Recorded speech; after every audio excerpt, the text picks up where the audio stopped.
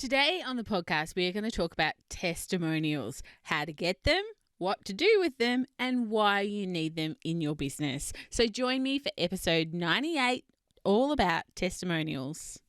Hey, welcome to the Small Business Made Simple podcast, brought to you by socialmediaandmarketing.com.au. Being in business is never easy, but it can be simple, or at least simpler. Join me, your host Jen Donovan, every week where we focus on marketing, social media, and working towards simplifying your business. You with me? Let's do this. Gonna dream it big, 'cause someone out there listening. Everyone's got a voice to give, and it's time I heard you whistling, 'cause there's no point at all, in dreaming small.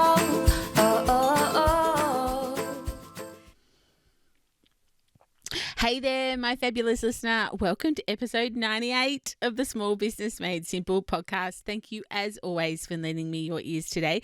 I know you have lots of choices out there, and I really do appreciate you making me one of them.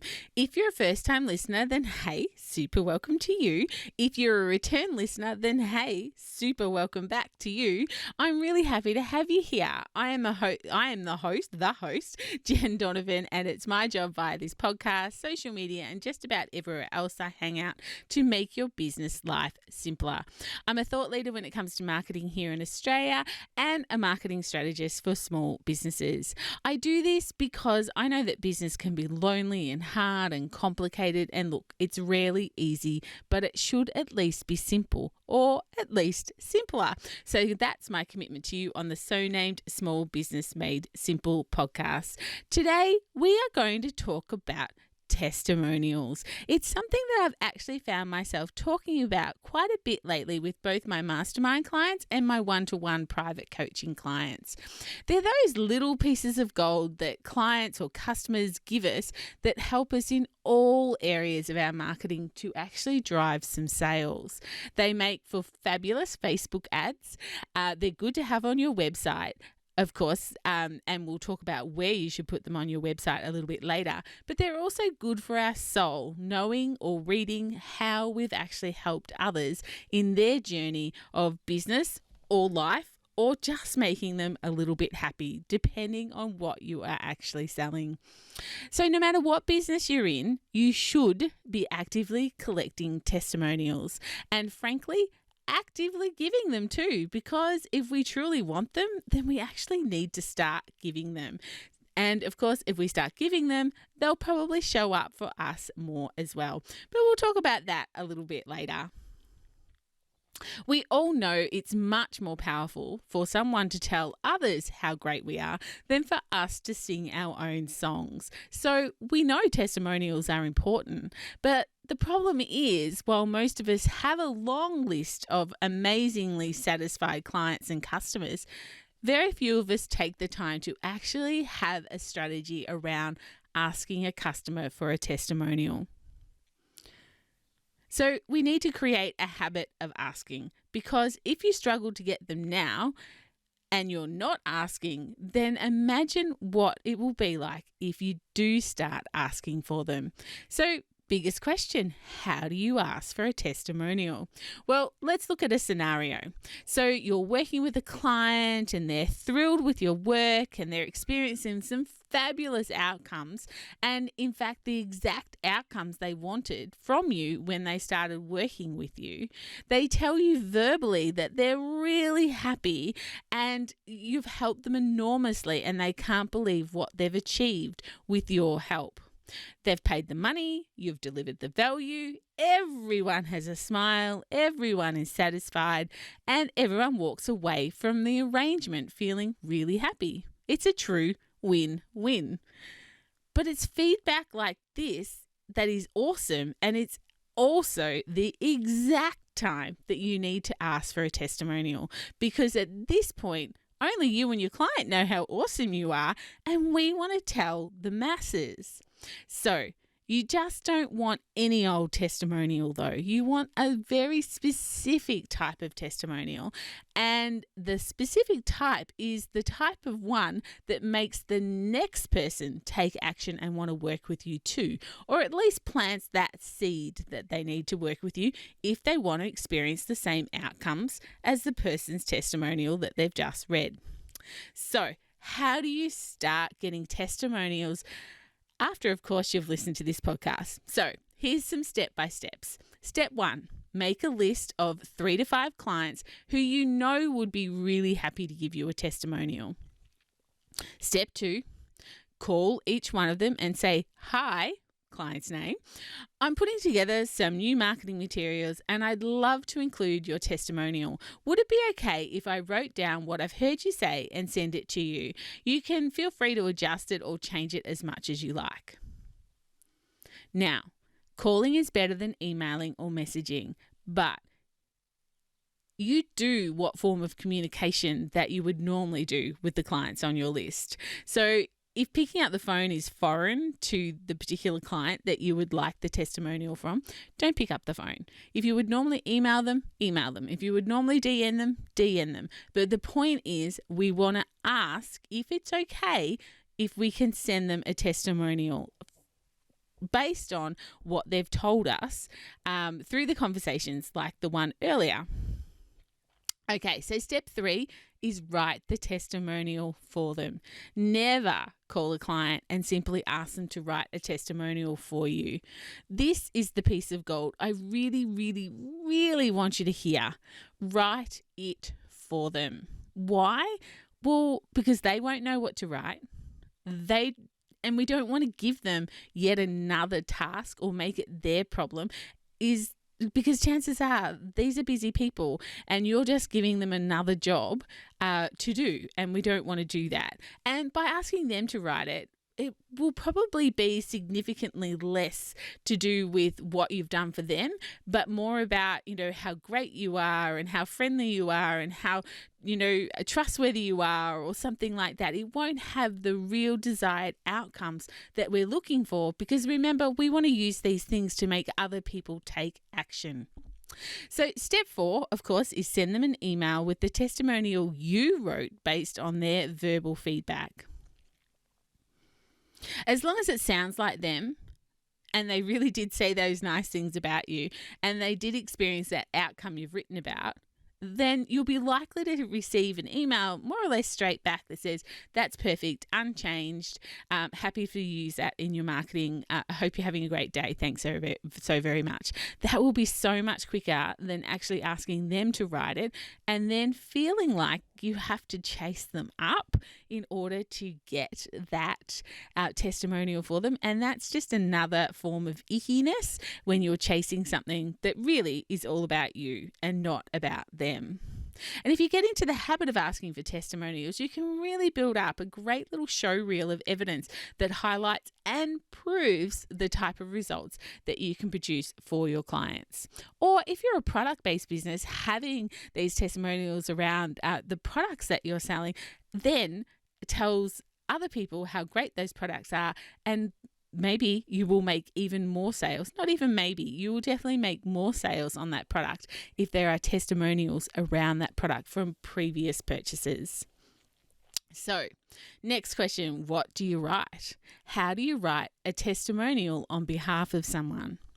Well, first, let's make sure that you have written down what the outcome-driven focus is. Because let's face it, having a testimonial that says you're a nice person, you're easy to deal with, professional in your dealings, or pleasant to work with is nice, but it's unlikely to drive the desire to work with you. And that's the end result we want from a testimonial.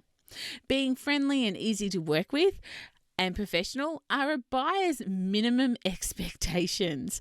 It's like having trustworthy on your resume. No one ever hired anyone who was untrustworthy. It's kind of that minimum expectations. So with the outcome driven focus that you want, your goal is to highlight the types of results working with you can produce to the person who's reading the testimonial. There are 5 key elements to a truly powerful and effective testimonial. So the 5 elements are: we need to state the problem. What was the problem they had before working with you? What's the implication? How long did they battle this particular problem before they started working with you? You need to demonstrate here how putting things off seldom works, and the sooner they act, the sooner they can have great results. The third point is the transformation. A good testimonial shows specific transitions and ideally will quantify exactly what size of impact you had. Make it as make it as outcome specific as you can. You could talk about they had a 50% jump in their revenue, or they hit 6 figures, or they doubled the size of their email list. Try and be specific as to what the transformation was that you created for the client who you worked with. Of course, you want to then state the outcome. What outcome did you provide for your clients that you're writing this testimonial for? Perhaps they went from feeling trapped to feeling liberated. Perhaps they went from invisible to invincible. And maybe they went from out of control to creating a business that works for their business and their life that they've actually always wanted.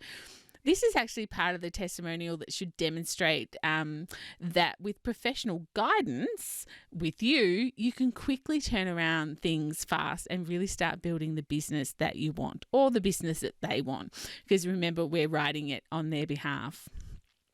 The 5th element is that it needs to be accompanied by their details. So having ownership over a testimonial is super, super important. And I know this is probably not a step you would skip anyway, but having a testimonial which is fantastic, that's written by J. Smith or M. Jones or something like that, just makes it a little bit less credible. So try and have either their name and their business name, or a photo of them with their name and their business name, something that just creates that credibility. Certainly having a photo of the person who gave you the testimonial is a really good thing, because humans interact with humans, H to H marketing. And if we can see that they are a real human who have said these real things about you, we are even more likely to believe just how truly wonderful you are. So now you've written 4 to 5 testimonials for your clients. They are amazing, and hopefully they will help drive you more business. But what do you do with them? Now you've got these great testimonials. Where do you put them? What do you do with them? How do you use them in your marketing? Well, probably the biggest piece of advice I could give you is testimonials need to be integrated, not isolated. So don't have a testimonials page on your website. Firstly, I think it's vain. And secondly, have a look at your analytics. How many people actually click on that page to read it, and what's the bounce rate? Because it's not a page about them. It's a page about you. And what's everyone's favorite subject? Themselves, not you. So having a testimonial page, in my opinion, and it's only my opinion, is actually not a good thing to have on your website. Don't know about SEO. This is just purely from a human to human marketing point of view. But testimonials should be 100% on your website, but they should be on every page of your website, not just one specific page. And in fact, they should be where the eyes are actually looking. So if you have a sales page, have some testimonials thread through there. On your About You page, have some testimonials thread through there. Put these testimonials in all sorts of different pages on your website, because a testimonial is designed to demonstrate your expertise, provide evidence of the results you produce, build trust in your services. And none of this is possible if testimonials are just hidden away on one page that rarely gets any clicks or any eyeballs. As I mentioned earlier, testimonials actually make really good Facebook and Instagram ads, remembering that the best ads don't look like ads. And again, other people saying how great you are gives you much quicker results than you saying how great you are. So use testimonials in your ad copy, in your email copy, in your social media captions, in your about section on Facebook and LinkedIn, and on your website, like I said before. Just about everywhere you want to move the needle closer to a sale. Some people ask me about video testimonials and should they get those from clients. My answer is yes and no. Fence sitter yet again. Look, I guess I work with lots and lots of small business owners, and I can tell you that getting them in front of a camera is probably one of the biggest barriers they have for their social media content. That whole human to human marketing, getting in front of the camera is really hard for them. So if they can't do it for their own social media, asking them to do it as a favor for you, I'm not sure that's going to happen. So just be really aware about asking for video testimonials, because again, you can't write them yourself and you can't deliver that exact outcome that you actually want by asking for the testimonial in the first place, like we discussed a little bit earlier. I found the best video testimonials actually come from live presentations, like if you're doing a live presentation or you're at an event and you can actually grab people while they're there, they're in the moment, can you leave me a video testimonial? That works really quite well, but in general, asking for video testimonials, I think you will struggle because so many small business owners don't want to get in front of the camera for their own purposes, never alone to help you out. And if you get one, of course, a video testimonial, make sure you do add captions to it. And of course, you can transcribe it, which means you can use it in other areas of your marketing that perhaps a video testimonial won't be appropriate to do. So now you've listened to all of this and you should do it, but maybe you're feeling a little bit anxious or odd about reaching out to clients, asking for testimonials. So I have a solution. Blame me. I'm quite happy to take the blame for this. So if you're feeling uneasy or uncomfortable, tell them you're working with a business coach who's talk to you about gathering testimonials, and it's part of a course that you're doing, and you can't turn up next week to listen to next week's podcast if you haven't actually done it. If that makes you feel more comfortable and gives you an excuse to reach out, then hey, I'm happy to take one for the team. I'm happy to help you on your continued success by gathering testimonials. So just blame me and tell them that I told you you had to do it. I would just really like you to get over the barrier of feeling uneasy about doing it. Trust me, they don't feel that way. Only you feel that way. And finally, like I said at the very start, if you want to get more testimonials, then really start giving more testimonials. I'm sure as business owners and just as human beings who do shopping, that some people have impressed you over the last 6 months, 1 month, last week.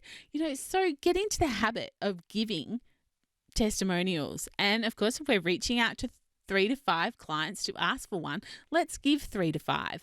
Practice writing them as yourself and give those outcomes to other people who you've worked with lately, who have really helped you and exceeded your expectations. So write one, an email, or go further than that and leave a Google My Business review or give them a Facebook review. Remember, we're going to give love to get love. And we all know that that's one of my mottos. So if you want more testimonials, show the universe that you're willing to give more testimonials. All right, guys, that is all for episode 98. Testimonials are so important. Something I haven't talked about a lot on this podcast, which is pretty unbelievable to think that I've got to 98 episodes and haven't really spoken much about testimonials. But for me, they are a critical piece of your marketing. And if you don't have any, start getting them. And if you find that people send you DMs, about how great you are or thank you so much and things like that, start screenshotting them and then, tailoring them and writing them for your client, and then go back to them and say, hey, just wondering if I could use this as a testimonial. I got this DM from you, but I would really like to use it in other ways. I'm sure people are just going to say, yep. If they're really happy with what you've done, they're not going to hesitate. All right, guys, that's it. That is really it for episode 98. I will be back next week, next Thursday, and we are on episode 99. I hope you all have a fabulous week. I don't know what I'm going to do for episode 100, but it better be good, right? If you're enjoying this podcast, then hey, I'd love you to hit the subscribe button so you never miss another episode, and maybe even share it with another superstar business owner who's doing that daily grind and would really appreciate someone making their business life a little bit simpler. If you have a chance to leave a rating and a review, I would super appreciate that as well. Thanks so much to Spud Murphy Australia, or Spud Murphy Oz, who left me a really great review on Apple Podcast. They said, I just came across your brilliant podcast, Jen. My first episode was number 94. I'm off to listen to the rest, and I'm off to thin out my LinkedIn connections. Thanks so much, Spud Murph Oz. Super excited that you left me that review. And yes, please let me know how you go with thinning out those LinkedIn connections. For anyone who didn't listen to episode 94, then head back over there and hear from our sales guru all about making money on LinkedIn. It was a super great episode. Anyway, guys, I will see you back here next Thursday. Let's get social on social. If we aren't already there, you can hang out in my like-minded business owners Facebook group, or of course we can hang out on Instagram or LinkedIn, of course, as well. But whatever you do, my small business peeps, remember, as my opening song says, there is no point in dreaming small. Say it proud, be true, and let us see you for the star that you are. No point in dreaming small.